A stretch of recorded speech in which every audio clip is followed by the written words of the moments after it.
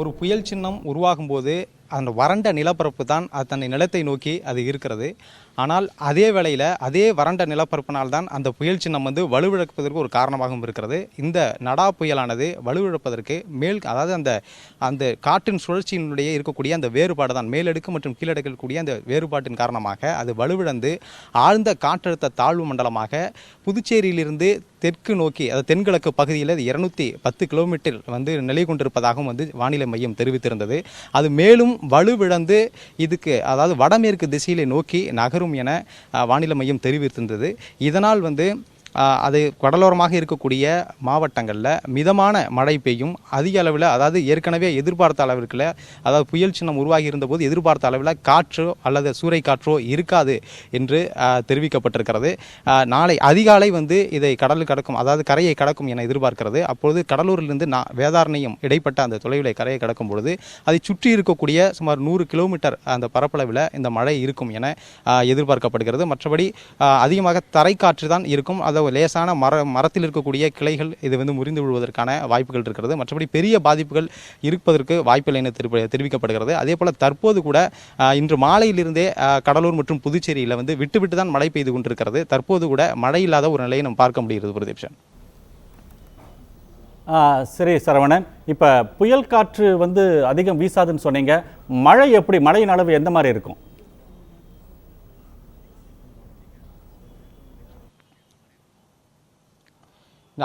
நாளை அதிகாலை இந்த காற்றழுத்த தாழ்வு மண்டலம் நாளை காற்றழுத்த மண்டலமாக இது வலுவிழந்து இது கரையை கடக்கும் என எதிர்பார்க்கப்படுகிறது. அப்பொழுது ஏற்கனவே குறிப்பிட்டது போல மழை என்பது மிதமான மழை தான், அதாவது அதிக கனமழையோ அல்லது மிக மிக கனமழை என்பதோ இருக்காது. லேசான தூறலும் மற்றும் மிதமான மழையும், அந்த கரையை கடக்கக்கூடிய அந்த மாவட்டங்களில், கடலோர மாவட்டங்களில் மிதமான மழை மட்டுமே இருக்கும். தரைக்காற்று லேசாக இருக்கும் என எதிர்பார்க்கப்படுகிறது. அதே போல கடல் கொந்தளிப்பாக இருக்கும். இதனால் தான் மீனவர்கள் யாருமே கடலுக்குள் செல்ல வேண்டாம் எனவும் அறிவுறுத்தப்பட்டிருக்கிறார்கள். அதே போல இந்த மின்கம்பங்கள் இருக்கக்கூடிய பகுதியிலும் ஏற்கனவே மின்வாரியங்கள் எல்லாம் அறிவித்திருக்கிறது.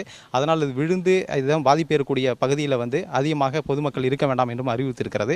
அது போன்ற பெரிய பாதிப்புகள் எதுவும் இது இருக்காது என்று அந்த மாவட்ட நிர்வாகங்களும் தெரிவித்திருக்கிறது. பிரதீப்ஷன். நிச்சயமா சரவணன், இந்த மழை மற்றும் புயலுக்கு முன்னெச்சரிக்கை நடவடிக்கையாக என்னென்ன எடுக்கப்பட்டிருக்கு அங்க?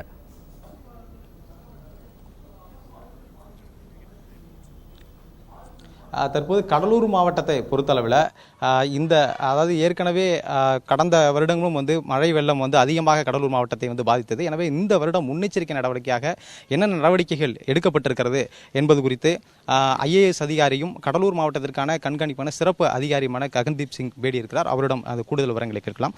சார் வணக்கம் சார். ஏற்கனவே கடந்த வருடமும் இந்த பருவமழையினால் பாதிக்கப்பட்ட மாவட்டங்கள் கடலூர் மிகவும் பாதிக்கப்பட்டது. இந்த வருடம் மழை தற்போது புயல் சின்னம் உருவாகி இது குறைந்த காற்று தாழ்வு மண்டலமாக மாறியிருந்தாலும் மழை இருக்கும் என எதிர்பார்க்கப்படுகிறது. இது பாதிப்பை இது எவ்வாறு எதிர்கொள்ளப் போகிறது? கடலூர் மாவட்டத்தில் என்னென்ன பாதுகாப்பு ஏற்பாடுகளை செய்திருக்கிறோம்? அதாவது தமிழ்நாடு அரசால் நாடா புயலால் இந்த கடலூர் மாவட்டத்திற்கு எந்த மாதிரி பாதிப்பு வரக்கூடாது, அதுக்கு பல்வேறு முன்னெச்சரிக்கை நடவடிக்கைகள் எடுக்கப்பட்டு வருகின்றன. உதாரணமாக நேற்று தலைமை செயலகத்தில் ஒரு அமைச்சர்களுடைய கூட்டம் நடத்திட்டு சீஃப் செக்ரட்டரி எல்லாம் அங்கே இருந்தாங்க. அது பிறகு ஒரு என்ன முடிவு எடுக்கப்பட்டுள்ளது, தட் கடலூர் மாவட்டத்திற்கு நேஷ்னல் டிசாஸ்டர் ரெஸ்பான்ஸ் ஃபோர்ஸோடைய 2 கம்பெனிஸ் அனுப்பப்படும். அந்த உத்தரவுடைய இந்த நேற்று நைட்ல இருந்தும் இங்கே NDRF உடைய 2 கம்பெனிஸ் 80 பேருடைய கம்பெனிஸ் இங்கே முகாம் செஞ்சிட்டு இருக்காங்க. ஒரு கம்பெனி கடலூர்ல இருக்கிறது, இன்னொரு கம்பெனி சிதம்பரத்தில் இருக்கிறது. அதே மாதிரி ஸ்பெஷலைஸ்டு மென் அண்ட் மெட்டீரியல் வச்சுட்டு ஸ்டேட் டிசாஸ்டர் ரெஸ்பான்ஸ் ஃபோர்ஸ் அவங்க இந்த மாதிரி வெள்ளம் புயல் போன்ற டிசாஸ்டர் இருக்கும்போது அவங்ககிட்ட எல்லாம் மெட்டீரியல்ஸ் இருக்கும் ஹேண்ட்லிங்காக. அந்த SDRF உடைய ஒரு குழு கூட தற்பொழுது SPயோடைய அட்டாச் பண்ணியிருக்காங்க. அவங்க எல்லாம் இங்கே இருக்காங்க. இது தவிர பல்வேறு துறையுடைய உயர் அதிகாரிகள் இங்கே கவர்மெண்ட் மூலமாக அனுப்பப்பட்டுள்ளார்கள். உதாரணமாக என் தரவு இங்கே இன்னொரு IAS ஆஃபீஸர் ராஜேந்திரன் IAS அவர்களும் இங்கே இப்போ முகாம் செஞ்சிட்டு இருக்கிறார். ஸோ EB சார்பாக எலக்ட்ரிசிட்டி போர்டு சார்பாக 2 சீஃப் இன்ஜினியர் இங்கே முகாம் செஞ்சிட்டு இருக்காங்க. கடலூர் மாவட்டத்தில் எலக்ட்ரிசிட்டி போர்டோட கிட்டத்தட்ட 2000 ஊழியர் இருக்காங்க. இப்போ மாவட்டத்திற்கு கிட்டத்தட்ட 3000 போல்ஸ், ஒரு 100 கிலோமீட்டர் இபி லைன்ஸ் கூட அந்தந்த ஏரியாலே பிரித்து வந்து எல்லாம் அங்கே வைக்கப்பட்டுள்ளது. காரணம், புயலால் எங்கேயாவது இபி போல்ஸ் கீழே விழுந்துட்டாக்கா உடனடியாக அது பவர் சப்ளை ரெஸ்டோரேஷனுக்காக அதுக்காக ஏற்பாடு செய்யப்படும் என்பது இந்த நோக்கத்தோடு அங்கே என்ன டீம் அனுப்பியிருக்காங்க.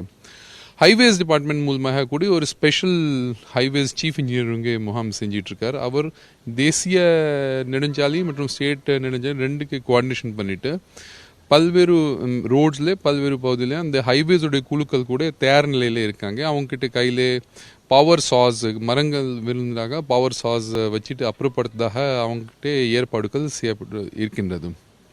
ஃபிஷர்மேன் பொறுத்தவரையில் நிறைய எல்லா இடங்களிலும் இன்றைக்கி நானும் மாவட்ட ஆட்சித்தலைவர் அவர்களும் எங்கள் டிஸ்ட்ரிக்டுடைய மினிஸ்டர் அவர்களும் எல்லாமே சேர்ந்து இதர மக்களுடைய பிரதிநிதிகள் கூட சேர்ந்து வந்து we went along all the coastal areas.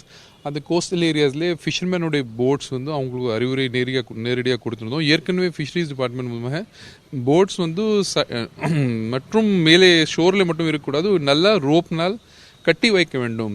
காரணம், சீர் அஃபெக்ட் வந்து உள்ளே ட்ரிஃப்ட் ஆகிருக்கூடாது. அது மாதிரி அறிவுரை அவங்களுக்கு கொடுக்கப்பட்டுள்ளது. இது தவிர வந்து மாவட்ட நிர்வாகத்தால் ஒரு நல்ல ஒரு ஏற்பாடு செஞ்சுட்டு கிட்டத்தட்ட எல்லா கோஸ்டல் சைக்ளோன் ஷெல்டர்ஸ்லே special electricity arrangement, food arrangement, water supply arrangement எல்லாம் ஒரு சிறந்த முறையிலே மாவட்ட ஆட்சித்தலைவர் அவர்களால் செய்யப்பட்டுள்ளது. அதில் நிறைய சைக்ளோன் ஷெல்டர் நாங்களும் பார்த்துருக்கோம். ஸோ சில இடத்துல வந்து மக்கள் வந்து சாப்பிட்டு கூட போனார்கள். ஆனால் நைட் வந்து குறிப்பாக இம்பார்ட்டன்ட் கோஸ்டல் ஏரியாஸ்லேயே குடிசை பகுதியில் இருக்கக்கூடிய மக்கள் வந்து அங்கே தங்க வைக்கிறதாக நாங்கள் அங்கே உத்தரவு கொடுத்துருக்கோம். அவங்க தங்கிட்டு காலையில் இந்த அதாவது சைக்ளோன் ரிடியூஸ் ஆனால் கூட அது ரிஸ்க் எடுக்கக்கூடாது, அது முடிச்சு பிறகு அவன் திரும்பி போகலாம் மாதிரி அவங்களும் சொல்லியிருக்கோம். ஸோ எல்லா துறையுடைய அதிகாரிகள் நைட்டில் வந்து உஷார் நிலையிலே இருக்கின்றார்கள். நன்றி சார்.